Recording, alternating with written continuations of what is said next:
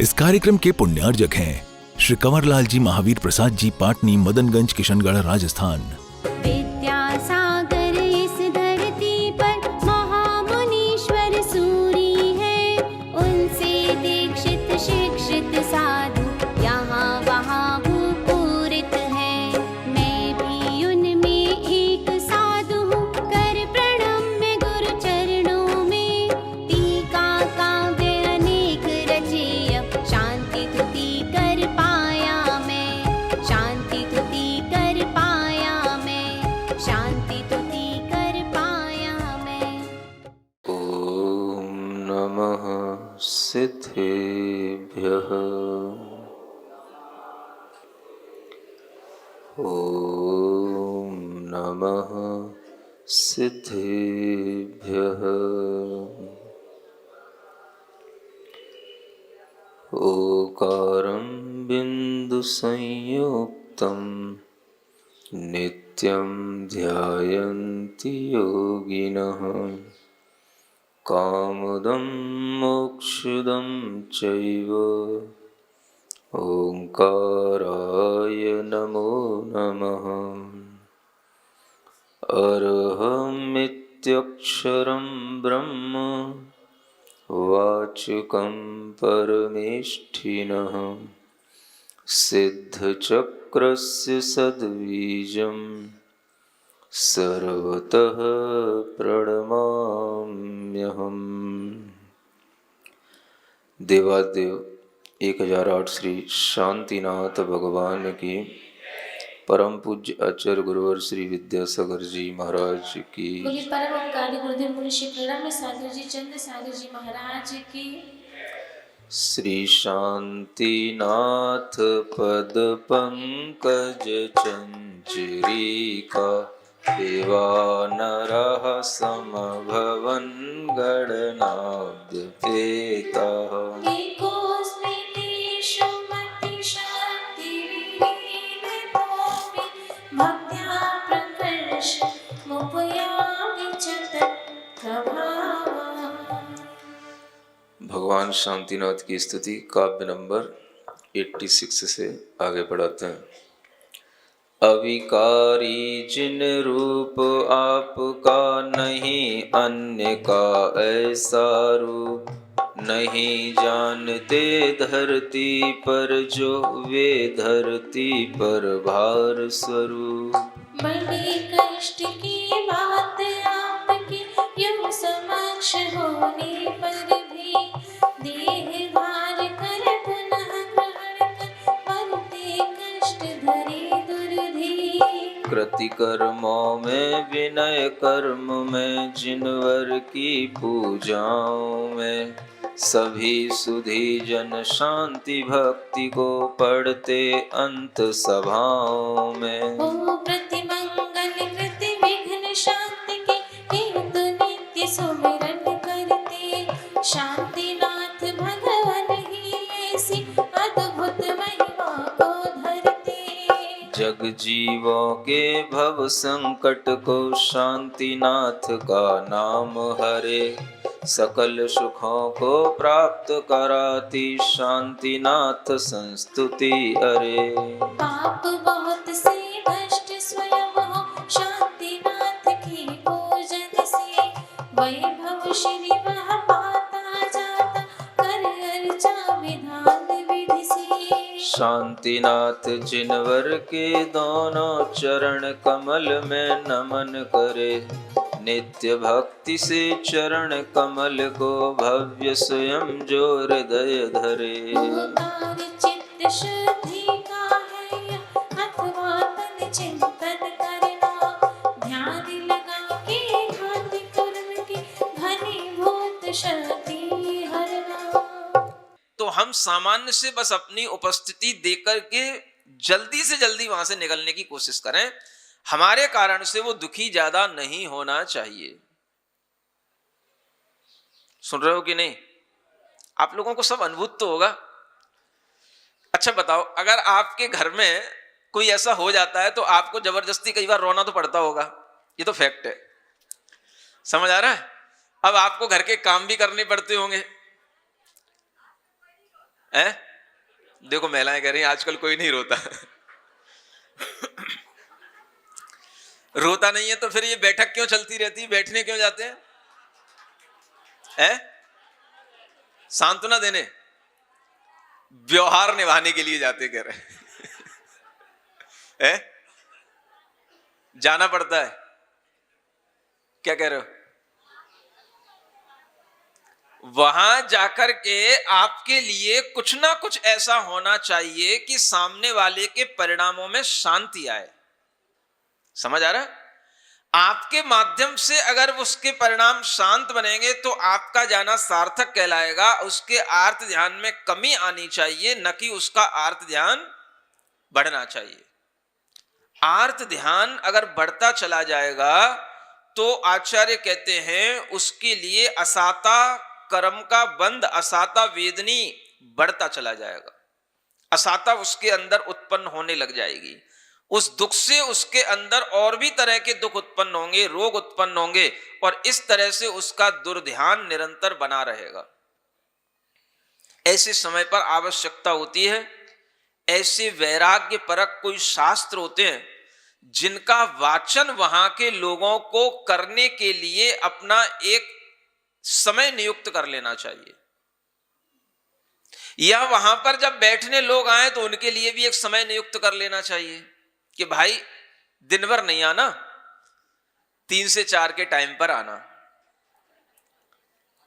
समझ आ रहा ना?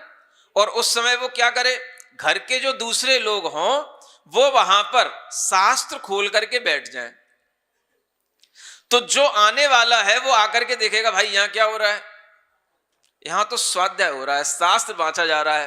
तो अब आया है तो 2 मिनट बैठेगा तो है ही, तो 10 मिनट वो भी सुन लेगा, वो भी देख लेगा, इधर उधर देखेगा। कोई तो रो नहीं रहा, कोई तो कुछ कर नहीं रहा, वो 10-15 मिनट बैठ करके जो थोड़ा बहुत सुनेगा तो सुनेगा, नहीं सुनेगा तो कम से कम चुपचाप उठ के चला जाएगा। तो उसके कारण से उसे रोना नहीं पड़ेगा, दुख नहीं होगा। अगर मेरी ये व्यवस्था आपको अच्छी लगे तो ऐसी व्यवस्था अपना लेना आप, है? हाँ, विनती पढ़ते हैं, कोई भी शास्त्र स्वाध्याय करें, जैसे 12 अनुप्रेक्षा के स्वाध्याय होते हैं, 12 भावना होती है, या 12 व्याख्या नाम का एक शास्त्र है। समझ आ रहा है? उस पर अच्छे मतलब प्रवचन है और वो अच्छा शास्त्र बना हुआ है। अनित्य भावना, असरण भावना, इसी तरह के शास्त्रों का वाचन चले और समय नियुक्त रहे कि हाँ भाई आपको दिन भर में कभी आके नहीं धमक जाना, मुझे भोजन बनाने का टाइम है, आप आकर के बैठ गए, मैं भोजन बनाऊंगी, रहूंगा आपके सामने। समझ आ रहा है? और भी तो घर में लोग हैं, उनके बारे में भी तो सोचना पड़ेगा। तो आदमी के लिए ये नियुक्त हो जाना चाहिए, और उस तरह की नियुक्ति के साथ में जब वो तैयार होकर के बैठेगा तो उस समय पर वो क्या करने बैठ गया, वो पहले से ही उसके सामने 2-4 लोग बैठ गए, भाई क्या करना है, अब बैठ जाओ, धर्म ध्यान करो। तो उसको कोई शास्त्र सुनाने वाला हो, विनती सुनाने वाला हो, 12 भावना सुनाने वाला हो, दूसरे भी लोग आते रहें, उसी में शामिल होते रहें और देखें कि हाँ भाई माहौल शांत है, बहुत अच्छी बात है, चुपचाप चले गए, हो गई आपकी व्यवहारिकता, निपट गई। ये भावना अगर बनती है तभी आदमी के अंदर कुछ धर्म ध्यान होता है। समझ आ रहा है? और ये भावना बननी चाहिए। आप लोग इतना पढ़ते हो, इतना सुनते हो, भगवान के मोक्ष कल्याणक सामने आ रहे हैं, भगवान की आत्मा शरीर से हमेशा के लिए मुक्त होकर जा रही है, आपको भगवान के उस मोक्ष कल्याणक की तो खुशी होती है, लेकिन जब किसी का शरीर छूटता है, आत्मा उसकी शरीर त्याग कर जाती है, तो उस समय पर आपको इतना वियोग का दुख होता है कि उस दुख के कारण से आप आत्मा की शाश्वतता का जो श्रद्धान है वो भी छोड़ बैठते हो। आपको ये लगता ही नहीं कि ये केवल एक खेल चल रहा है संसार का, ये एक सपना चल रहा है जिसमें हम देख रहे हैं कोई भी व्यक्ति आज जीवित है, एकदम से उसके लिए कुछ भी रोग हो जाते हैं या कुछ भी उसके सामने समस्या आ जाती है और उसका शरीर वहीं की वहीं पड़ा रह जाता है। ऐसा जगत में होता ही रहता है और आत्मा जन्म मरण करती रहती है। हम उस वास्तविक तथ्य की ओर नहीं देखते, हम उस वास्तविकता की ओर नहीं जाते और हम उसके वियोग में दुखी होकर के रोने धोने लग जाते हैं, जैसे कि हमें कहीं जाना नहीं है, हमारे साथ कुछ होना नहीं है। हम किसी के लिए रो रहे हैं, कोई हमारे लिए रोएगा, ये रोने की परंपरा चला के जाना है कि आपको कुछ ज्ञान की परंपरा चला के जाना है? ज्ञान की परंपरा क्या होगी? जो दुख आया है उस दुख को देखते हुए ये समझना कि ऐसा सबके साथ होता है, सब संसार में हर प्राणी इसी तरह से जी रहा है, इसी तरह से कभी भी उसके साथ में कुछ भी हो जाता है। जितना समय मिला है आत्महित कर लिया जाए। दृष्टि कहां जानी चाहिए? शरीर का क्या भरोसा है? आत्मा मैं हूं तो अपनी आत्महित के बारे में हमें सोचना।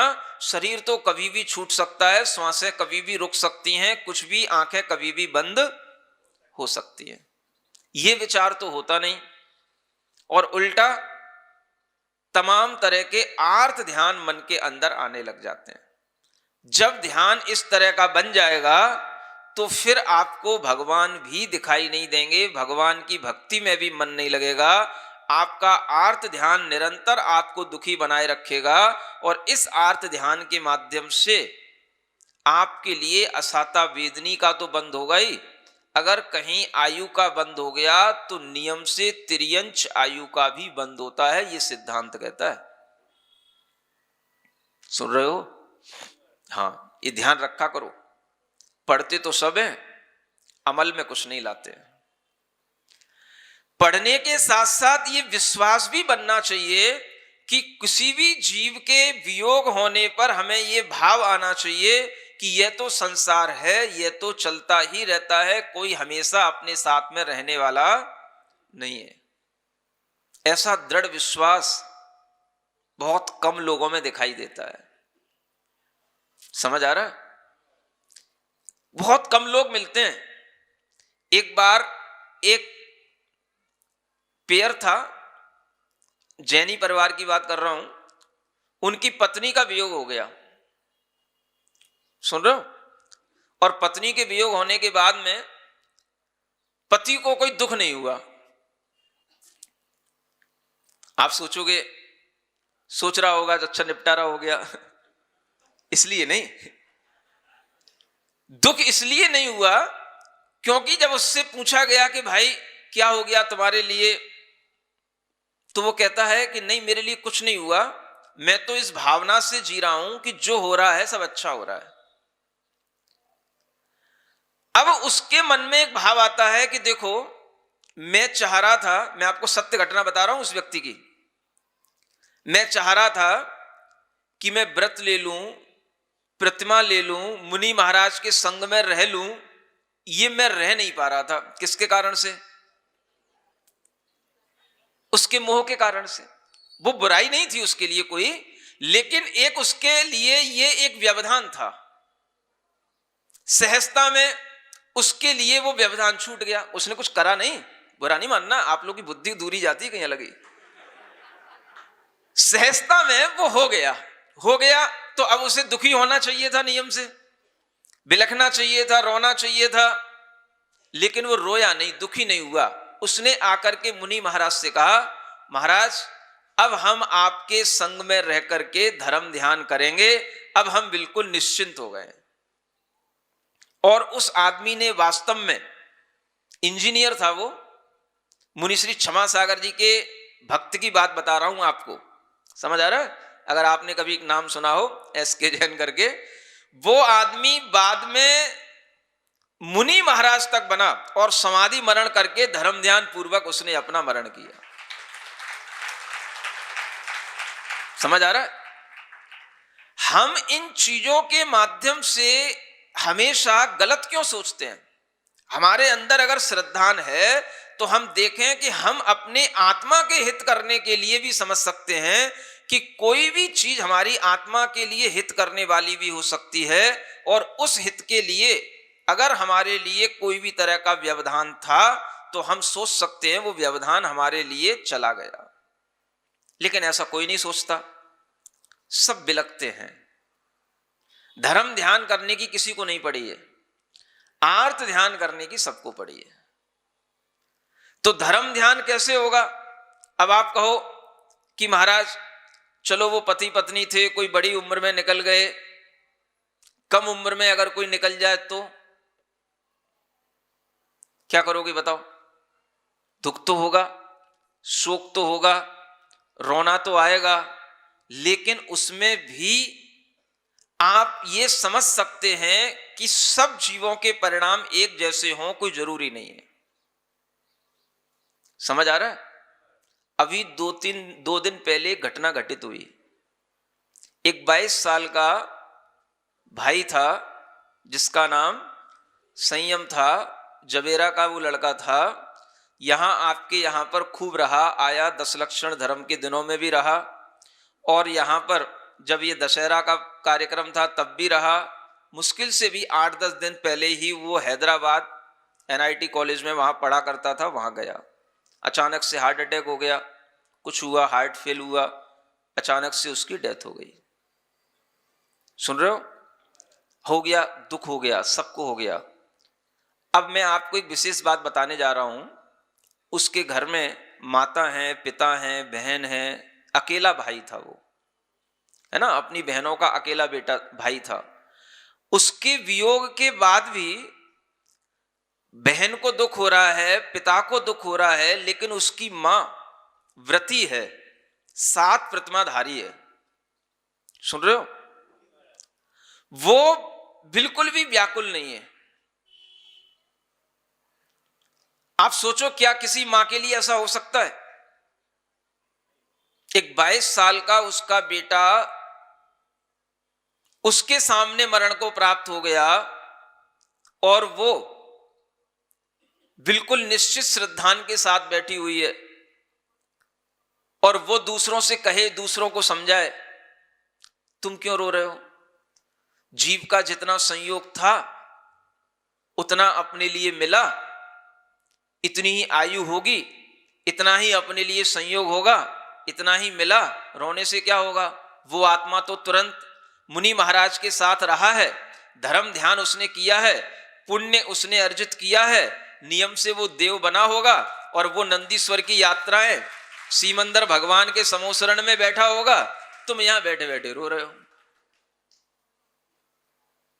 आप समझो, एक मां अगर अपने बेटे के जाने के बाद भी इतनी दृढ़ है तो समझ सकते हो कि वास्तव में दृढ़ श्रद्धान इसी को कहते हैं।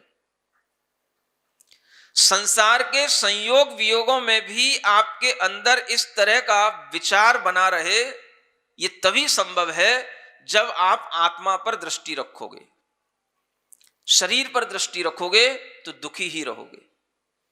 अब आप सोचो कि उस मां के सामने भी सब कुछ हो रहा है, लेकिन वह बिल्कुल शांत है, अपने व्रतों का पालन कर रही है, अपनी सामायिक कर रही है। लोग उसके सामने उसे के पास बैठने जाते हैं, उसे दिक्कत होती है, भाई क्या है ये लोग बैठने आए हैं, दुखी होने आए, दुखी करने आए, उसे सामायिक करना है।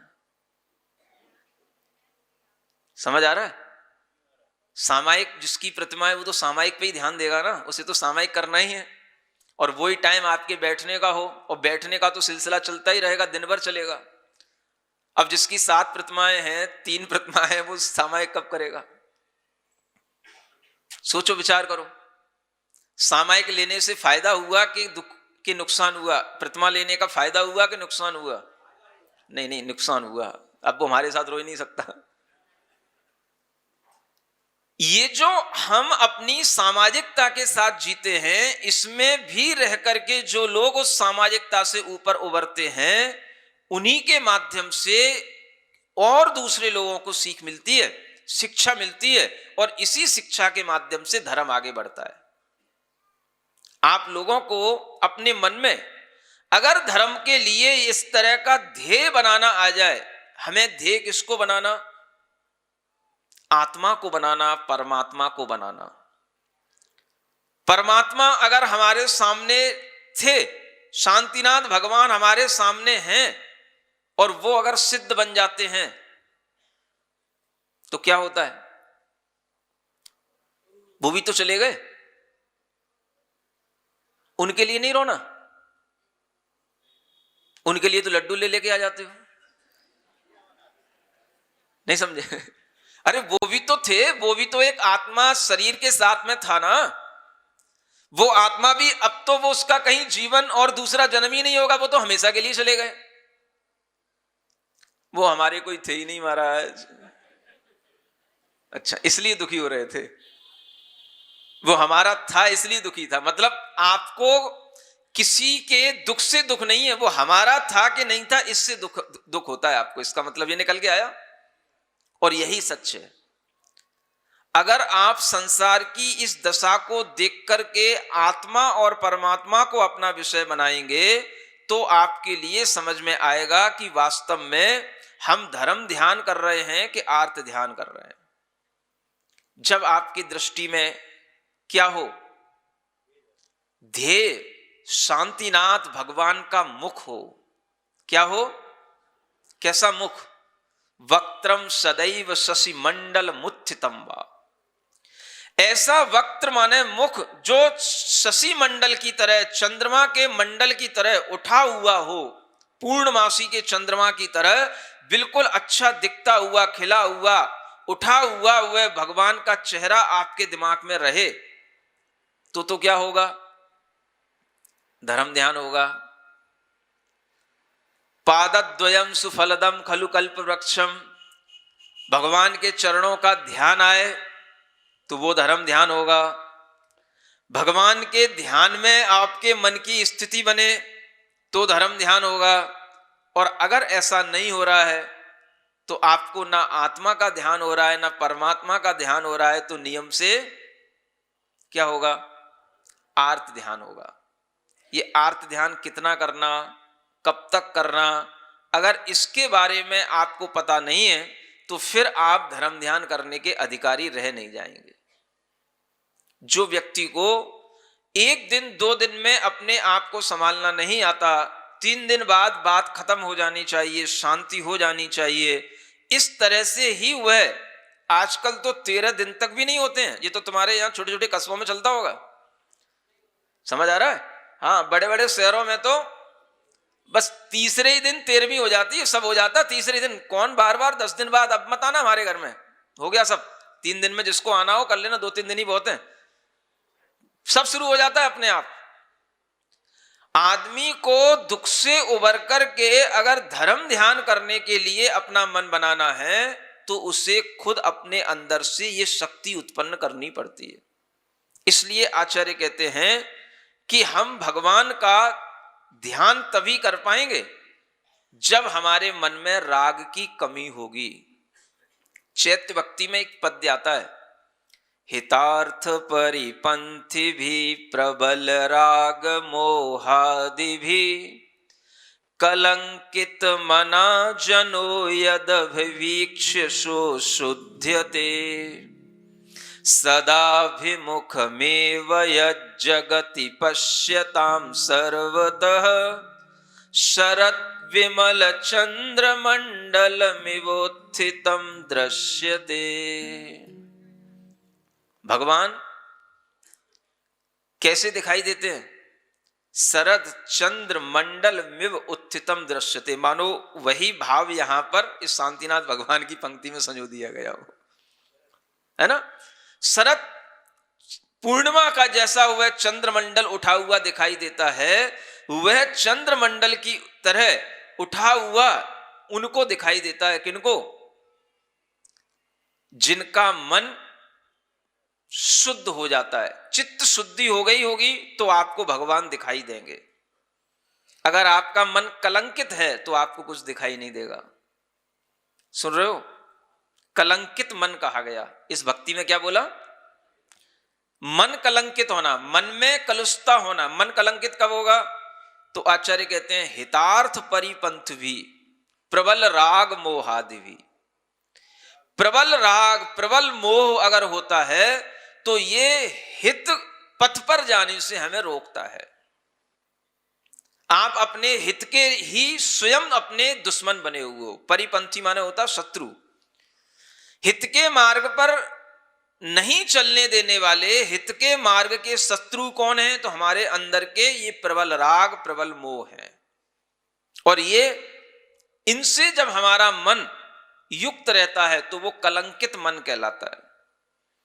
और ऐसा मन वाला जीव भी है भगवान जब आपको देख लेता है तो उसका मन शुद्ध हो जाता है। आपको देख करके उसका मन शुद्ध हो जाना, यही उसके लिए सबसे बड़ी शुद्धता आपके दर्शन से उत्पन्न होती है और यही उसके लिए धर्म ध्यान का कारण बनती है। अब आप देखो क्या भगवान को देखने से आपका मन शुद्ध होता है कि नहीं होता? कि और गुस्सा आता है? नहीं समझे? अगर आपके घर में आपका 20 साल का बेटा इस तरह से वियोग को प्राप्त हो जाए तो आपको भगवान भी दुश्मन दिखाई देंगे। कई लोग होते हैं जो भगवान का दर्शन करना भी छोड़ देते हैं, मंदिर जाना छोड़ देते हैं। हाँ, अगर घर में कुछ अप्रत्याशित हो जाता है, चाहे वो नुकसान लग जाए, चाहे व्यापार में घाटा हो जाए, चाहे कहीं कुछ ऐसा हो जाए, कोई इष्ट का वियोग हो जाए, अचानक से कोई दुर्घटना घटित हो जाए, अरे वो तो रोजाना मंदिर जाता था, उसका भी एकदम से एक्सीडेंट हो गया, उसके लिए भी ऐसा हो गया। क्या जाता है मंदिर जाने से? क्या होता है मंदिर करने से? क्या होता है भगवान का दर्शन करने से? घर के लोग सब इतनी जल्दी अधीर होते हैं, इतनी जल्दी धर्म छोड़ते हैं, इतनी जल्दी भगवान छोड़ते हैं कि जैसे भगवान ही सब कर रहा हो। और यही आपको पिछले 3 महीने से समझाया जा रहा है कि भगवान कुछ नहीं करता, भगवान कुछ नहीं करता। ये आपके अंदर अगर दृष्टि आ जाएगी तो फिर आपको ऐसी परिस्थितियों में कभी भगवान से गुस्सा नहीं आएगा। आपको दिखाई देगा कि भगवान हमारे लिए कुछ नहीं कर रहा है, भगवान तो ज्ञाता दृष्टा बनकर के सब देख रहा है। इसलिए ये सत्य ज्ञान, यथार्थ ज्ञान हमारे लिए दुख के समय पर काम आता है। और यही यथार्थ ज्ञान अगर आपके अंदर होगा तो आपको भगवान दुश्मन दिखाई नहीं देंगे। नहीं तो आपको भगवान का नाम लेना, भगवान के दर्शन करना, ये भी आपके लिए बहुत बड़ा बिल्कुल मनहूस जैसा काम हो जाएगा। आपके लिए बिल्कुल ऐसा लगेगा ये हमें करना ही नहीं, हमें मिला क्या भगवान के दर्शन करने से, और आप धर्म से विमुख हो जाएंगे। और ऐसा होता है, इस तरह की घटनाएं घटती हैं। और जब इस तरह से लोग करने लग जाते हैं तब समझ में आता है कि इन लोगों को धर्म का कोई ज्ञान तो था ही नहीं। एक छोटी सी घटना और आपको बता रहा हूं।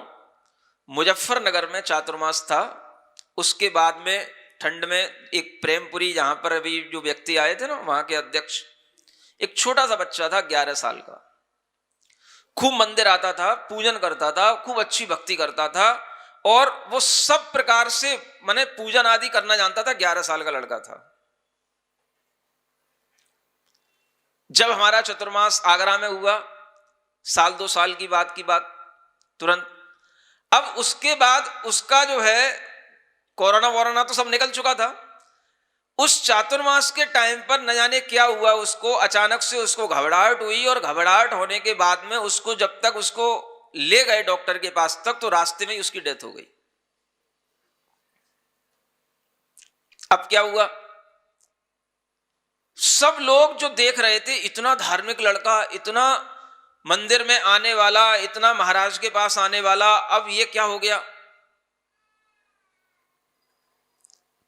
हमें जाना ही नहीं मंदिर, हमें धर्म करना ही नहीं। मम्मी रो रही, पापा रो रहे, सब रो रहे।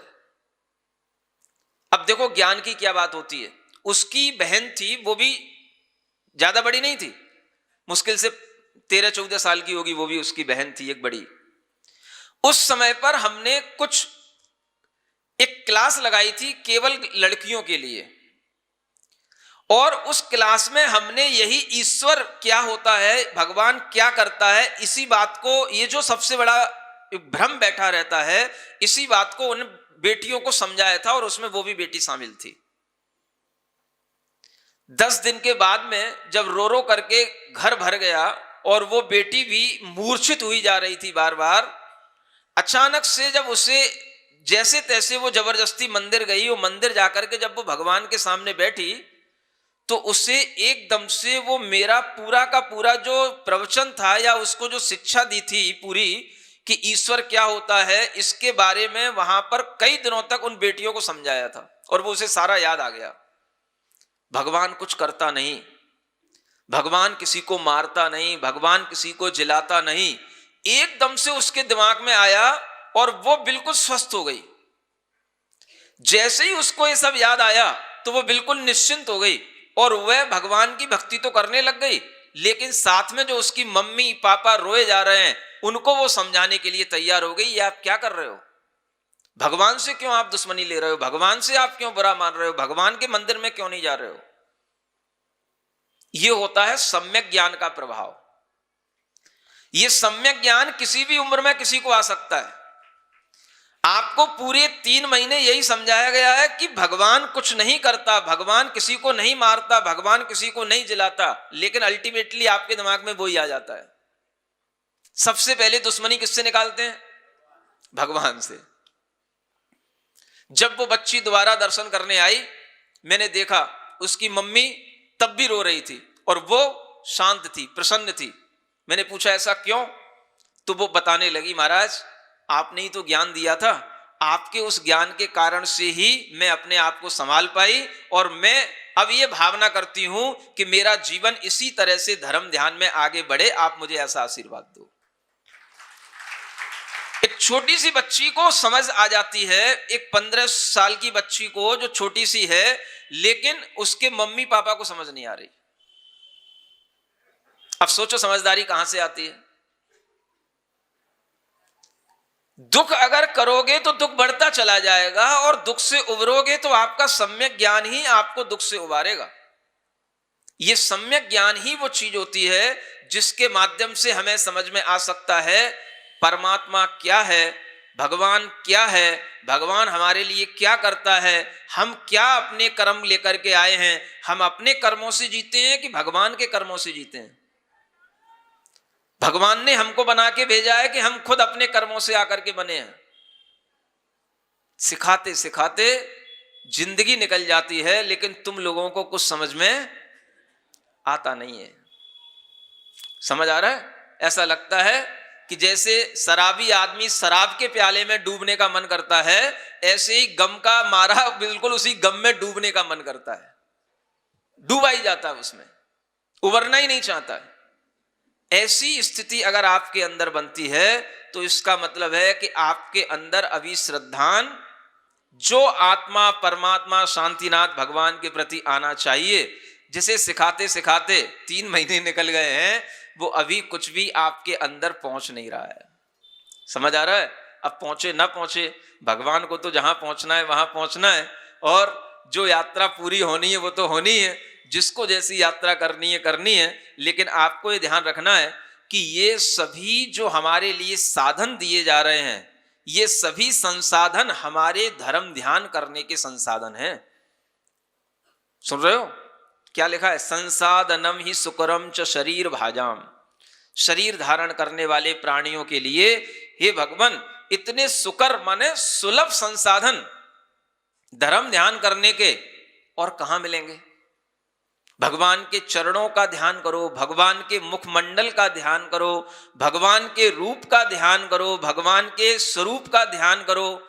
आत्मा और परमात्मा की इन परिस्थितियों को समझने की कोशिश करो कि यही आत्मा कैसे परमात्मा बन गया, किन किन स्थितियों से गुजर करके आया। आज ये आत्मा संसार से पार उतरने को है और हम संसार में रह करके संसार में ही दुखी होकर के डूबने को तैयार हैं। कौन बचाएगा इस डूबने से? कौन बचाएगा? भगवान बचाने आएंगे। अगर भगवान की वाणी आपको बचा नहीं सकती है तो भगवान कभी आपको बचाने नहीं आ सकते। भगवान नहीं बचाएंगे, भगवान का उपदेश बचाएगा, भगवान के द्वारा दिया गया जो ज्ञान है वो ज्ञान आपको बचाएगा। भगवान कभी आपको बचाने नहीं आएंगे और ना भगवान कभी आपको मारने आएंगे, ना भगवान के पास कोई असमय में पहुंच जाता है और ना भगवान किसी को असमय में बुला लेते हैं। इस तरह की गलत धारणाएं जब तक आपके दिमाग में रहेंगी आपके अंदर दुख बना ही रहेगा। इसलिए ध्येय अच्छा बनाओ, परमात्मा को आत्मा को अपना ध्येय बनाओ, तो आपके अंदर धर्म ध्यान होगा। ये इस काव्य नंबर 90 में समझाया गया है। समझ में आ गया हो तो अच्छा, आ गया? बोलो तो। अब रोगे नहीं, बिलखोगे नहीं, गम में मरोगे तो नहीं?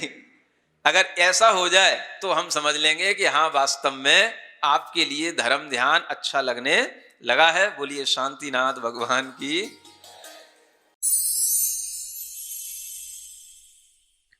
सिरिजिणवाणी जग कल्याणी जग जन मदतम मोहरी जनमण हारी गढ़हर हारी जम जरा भव रोग हरि तिथ्य राणम दिव्य झुणिम जो पड़ई सुणई मय्ये धारई राणम सौख मणंतम धैर्य सासद मोक्ष पदम पावई सासद मोक्ष पदम पावई। इस कार्यक्रम के पुण्यार्जक थे श्री कंवरलाल जी महावीर प्रसाद जी, पाटनी, मदनगंज, किशनगढ़, राजस्थान।